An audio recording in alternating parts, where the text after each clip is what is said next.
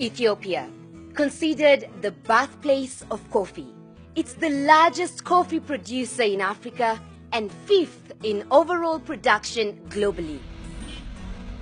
We are traveling southwest of Addis Ababa to one of the main coffee producing areas to get a sense of its place in Ethiopia's culture. And we can't do that without this. Hi. Hi. Salam. I'm about to take part in a traditional coffee ceremony as found in some form all over the country, in homes, restaurants, and businesses.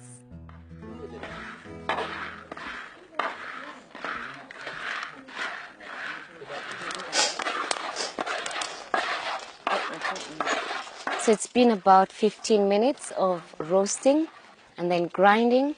And finally, we have some really fresh coffee. I wish you could smell the aroma. I can, and I can't wait to taste it. What is a coffee ceremony? We drink coffee 3 times a day. If you don't drink coffee, it's like we get addicted to it. So we have to have coffee in order to be active. And when we have guests, we will have coffee ceremony. And it's like we get together and mingle about things. It's what we would do in Kenya with tea. Every time a guest comes in, we'd have tea served for them. The same thing like that. But it has to be done this way every time, fresh coffee? Yeah.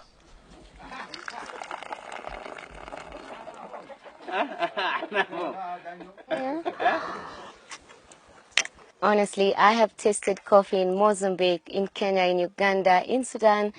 I'm yet to have coffee this strong, yet so tasty without any additives like sugar or spices.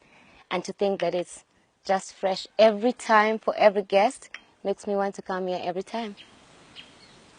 Now that I've got a taste of this coffee, I'd like to see where it comes from. Adisu Bayen is going to give me a tour of his coffee plantation and show me the harvesting process for one of Ethiopia's main exports. What are the tips you use to get that good harvest, or what do you need? Yeah, just a good farm management, and I mean skills and everything, because Ethiopia started commercial farming like the last 16 or 17 years. So the experience that we have really lacks from other African countries. So we need that kind of experience in order to produce more coffee. So especially the good farm management skill is very important too. We have all the necessary things, the soil and the sun and the water, but we need really good farm management skills.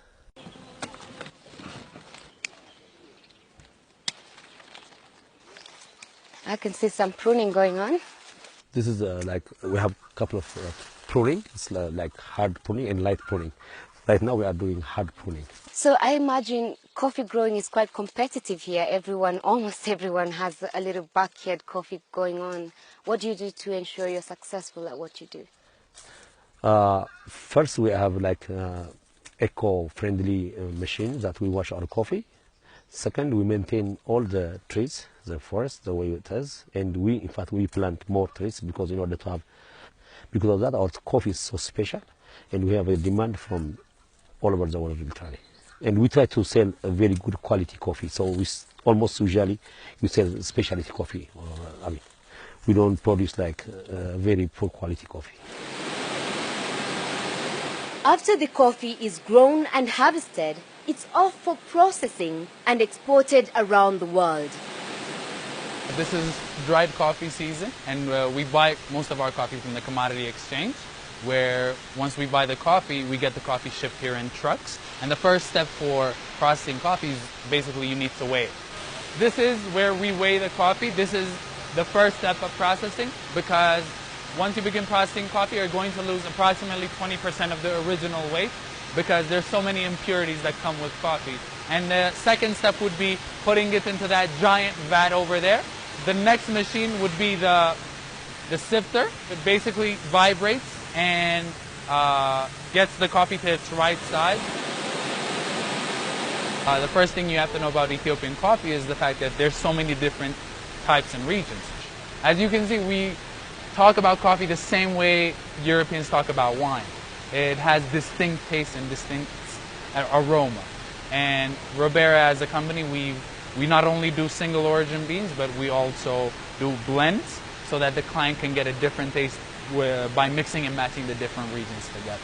Is there a place where I can see the mixing and matching and taste some coffee? Sure. We have a lab upstairs, and we can head upstairs and you can see it. Yeah, fantastic.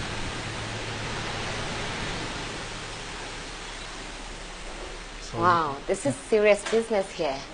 this is our lab, which is basically the heart of the company. If the coffee fails in this room, that means the entire process has to be repeated again.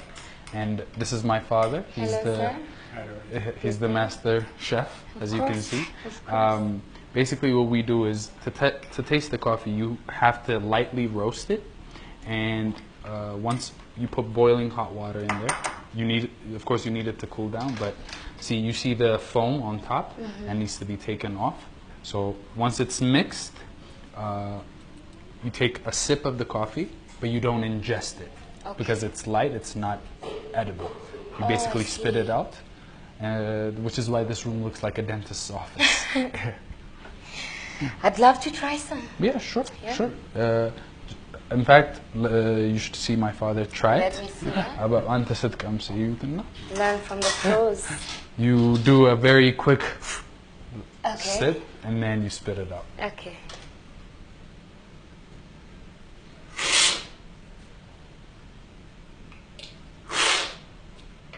So just take a small one, and then there we go. This felt a bit moldy. Okay. We have an expert on that. This is quite light and nice. So far, that's my favorite. Okay. Did I get the right quality one? Yeah? Did you like this one as well? You can already tell it's the one he liked because it's we've finished quite a lot of it. Not so bad. There we go. Next on Inside Africa, we spice things up at a local market here in Ethiopia.